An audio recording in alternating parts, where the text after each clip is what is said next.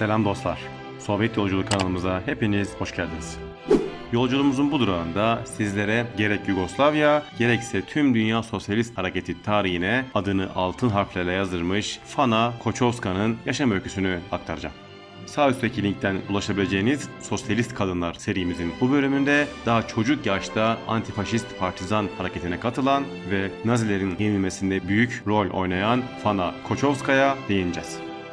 Yugoslavya'nın tüm ulusal kahramanları arasında en genç kişi olan Koçovska, çok genç yaşta Nazilere ve onların işbirlikçilerine karşı savaştan yer alan bir kahramandır.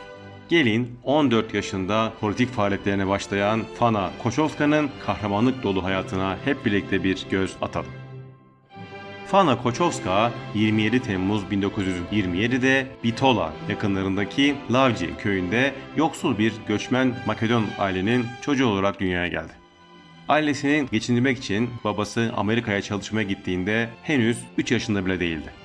Çocukluğunda bile babasının gelirin yeterli olmadığı için geçimlerini sağlamak adına annesinin tarlalardan çalışmasına yardım etmek zorunda kalmıştır.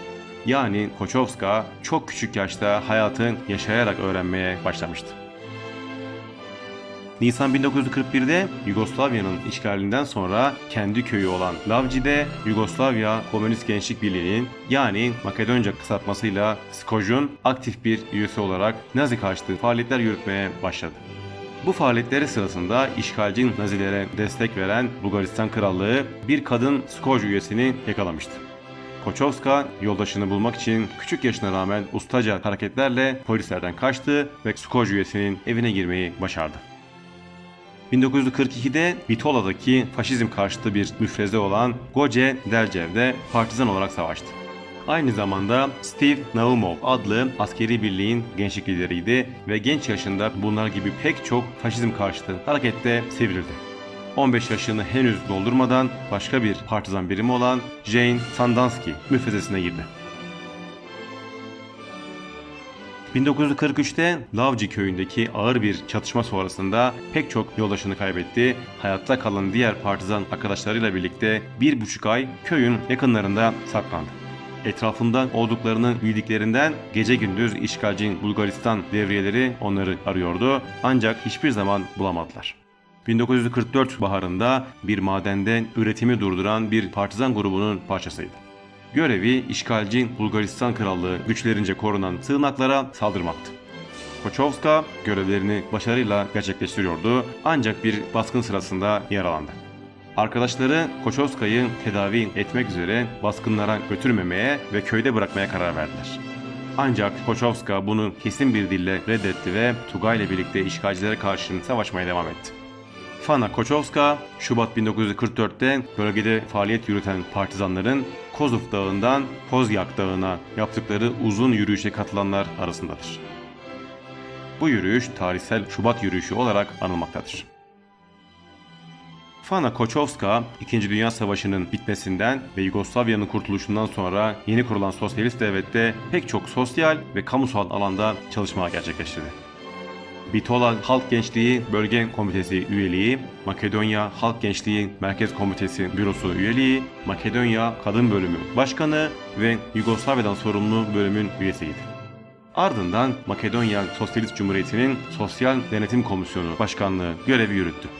Koçovska ileriki dönemlerde daha da önemli politik mevkilere seçilmiştir. Makedonya Devlet Başkanlığı Ana Kurulu üyeliğine, Komünistler Birliği Konferansı üyeliğine ve Yugoslavya Komünistler Birliği'nin 10. Kongresi'nde partinin Merkez Komite üyeliğine seçilmiştir. 1941 partizanlarını anma nişanı ve 2 kez cesaret nişanı da dahil olmak üzere kendisine pek çok nişan layık görülmüştür. 9 Ekim 1953'te kendisine Yugoslavya Halk Kahramanı unvanı verildi. Bu nişan, özgürlük nişanından sonra Yugoslavya'nın ikinci en yüksek askeri nişanıdır. Fana Koçovska 17 Nisan 2004'te 76 yaşında Üsküp'te hayatını kaybetmiştir. Koçovska'nın bu mücadele dolu hayatı 17 Nisan 2004'te sona ermişti. Evet dostlar, bu videomuzda sizlere daha çocuk yaşında faşizm karşıtı faaliyetler yürüten, Yugoslavya'nın özgürleşmesinden sonra da sosyalist mücadelenin içinde yer alan Fana Kočovska'nın yaşamı hakkında bilgiler vermek istedim. Umarım bu bilgiler ilginizi çeker ve videoya dair sizden bir beğeni alırız. Fana Kočovska'nın yaşamına dair sizin de eklemek istedikleriniz var mı? Varsa yorumlara yazın. Kočovska'nın yaşamına dair daha ayrıntılı bilgileri tüm izleyicilerimiz okusun. Sovyet Yolculuğu kanalımızda Sovyetler Birliği'ni ve Dünya Sosyalist hareketlerini konu alan belgesel tadında pek çok video yayınlıyorum. Diğer belgesel videolarımıza göz atmak isteyen dostlar için de sağ üstte listenin olduğu linki bırakıyorum. Oradan tamamını izleyebilirsiniz. Bununla birlikte Sosyalist Kadınlar serimize de pek çok sosyalist kadının hayatını sizlere aktarıyorum. Dünya tarihine damgasını vurmuş kadın kahramanların yaşamlarını izleyicilerimize anlatıyorum. O serimize de videonun açıklama kısmından ulaşabilirsiniz. Benzer konulara dair içeriklerimize göz atmak ve bizleri takip etmek için de Sovyet Yolculuğu kanalımıza abone olmayı da lütfen unutmayın. Diğer videolarda tekrar buluşmak üzere. Şimdilik hoşçakalın, dayanışmayla kalın.